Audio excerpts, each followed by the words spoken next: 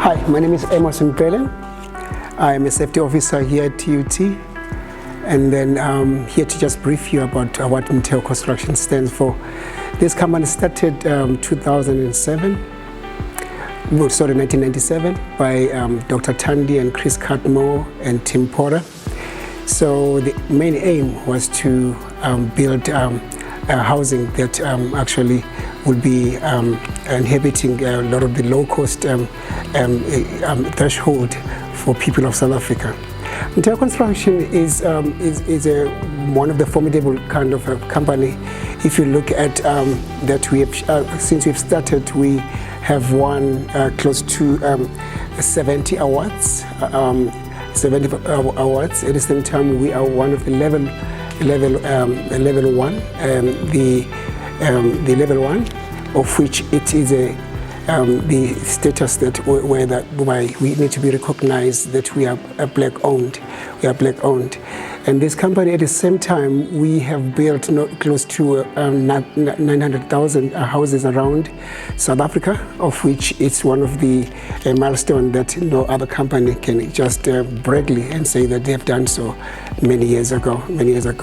We have close to 300, 400 staff members around the country, and we're not only in Johannesburg, we around the country in Eastern Cape and KwaZulu-Natal. We have 3 facets. We've got housing part, we've got civil, as well as we've got tail water. This is a company that is a force to reckon with. So right next to me, I've got Manny Neckling. He's a site construction manager. So he is one of our catalysts on this project.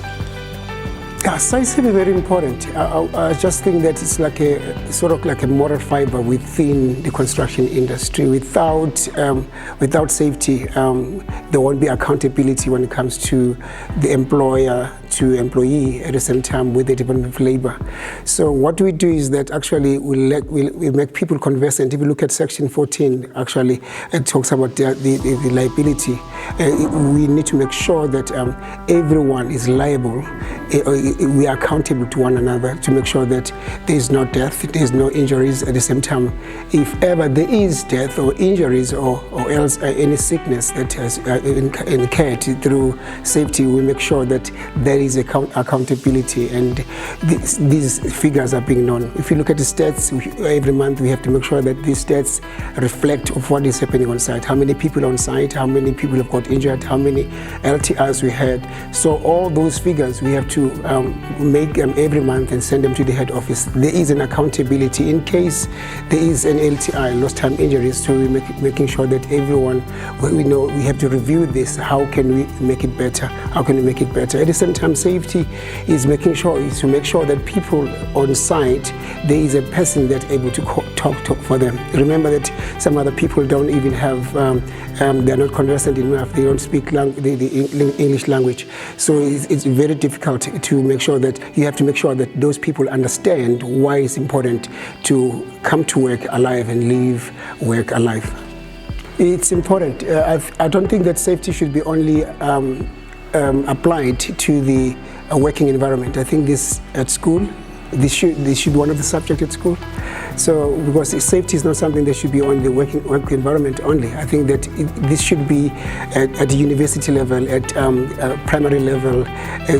People should know and be aware. It should be a subject that everyone needs to be accountable for. Because if you look right from the other people that you say they're doing safety, they don't even know what is that. But if ever we start that from primary school to high school as well as to university, by the time people become workers, they actually are very much aware of what is going on in the working industry and the laws involved and the accountability involved.